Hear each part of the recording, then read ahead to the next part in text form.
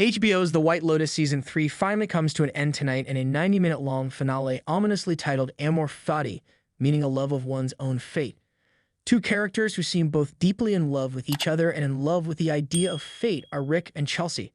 Rick believes that his entire life was locked into a path of pain when his father was murdered when he was still a baby, while Chelsea clings to astrology, Buddhism, and a cosmic trust that Rick is her soulmate.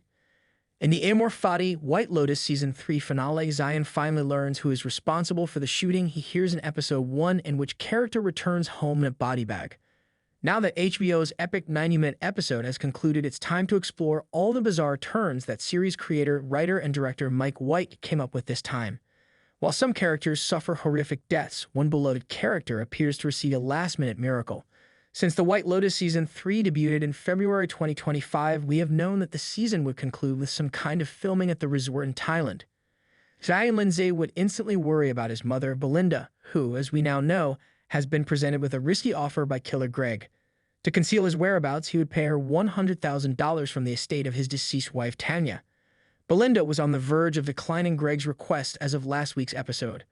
Additionally, we know that a dead body floats past as Zion wades across the water toward the shooting.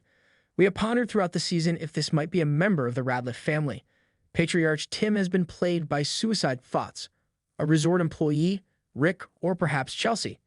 We now know the identity and manner of death in Season 3 of The White Lotus. Here is all the information you require regarding the deaths in Season 3 of The White Lotus. In the Season 3 conclusion of The White Lotus, Rick and Chelsea both die. But for over 10 minutes, it seemed that Lachlan Ratliff will likewise end up in a body bag. In the end, he appears to die after consuming poisoned fruit that has been pulverized into a protein shake. Let's start with Lachlan. Saxon turns down Lachlan's invitation to take a protein shake early in the show. Furthermore, Saxon informs him that he must prepare his own smoothie. Timothy made the decision to grind the suicide fruit seeds in the blender for pina coladas later in the show.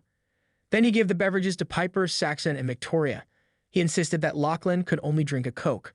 After Piper acknowledged that she couldn't stay at the monastery for a year, Lachlan was the only Ratliff to say he could live without money. Timothy, however, prevents them from consuming the tainted drinks since the coconut milk was off. With the remnants of the drinks still in the mixer, the family raises a glass of wine to their last night. Lachlan notices protein powder the following morning and adds it to a blender. He strolls down to the pool after finishing the smoothie. The image of the tsunami and the Buddhist concept of returning to the vast consciousness are both evoked by the waves crashing into the shore. Saxon and Piper fail to notice their brother's difficulties. When Victoria calls for Lachlan, he is unable to respond. He collapses upon the deck after vomiting up the poison potion. Before his eyes close, Lachlan sees his family darting before them. He imagines himself swimming in the water and attempting to swim in the direction of persons who are staring down at him. However, he drowns in his vision. When Timothy eventually awakens and notices the empty blender container, he screams for assistance and rushes to his son. But when Lachlan wakes up later, he claims to believe he has seen God. In other news, Rick has declared his love for Chelsea while back at the resort. Their relationship will last a lifetime. The return of the Hollingers is the issue. During their acrimonious altercation, Jim Hollinger refers to Rick's mother as a liar. You heard a fairy tale from her. Your dad wasn't a saint. The fact is that you didn't miss much, Hollinger continues. What? Are you going to attempt my murder now? Not in my opinion. He displays a gun in an armpit holster.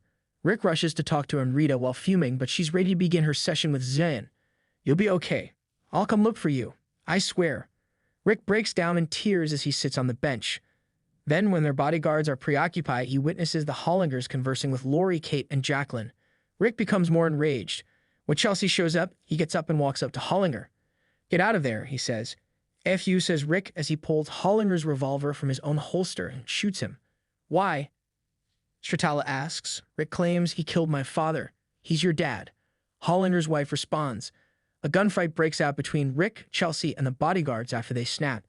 After hearing the gunfire, Gaycock grabs the weapon and rushes into the fray. The bodyguards are killed by Rick, but Chelsea gets shot. Rick sobs over her and begs her not to die on him when he realizes that she is hurt. No. Rick promises that they will be together forever as he holds her body and carries her away. When Gaycock gets there, Stratala is holding Jim's body, and she gives him the command to murder Rick. Gaycock grudgingly complies. The bodies of Rick and Chelsea both perish in the water together forever. Timothy is relieved that his actions did not result in his son's death when Lachlan opens his eyes. Timothy declares on the boat voyage that things are going to change and that they would all work through it as a family. A montage of everyone departing and those remaining at the resort is shown to us as the season comes to a close.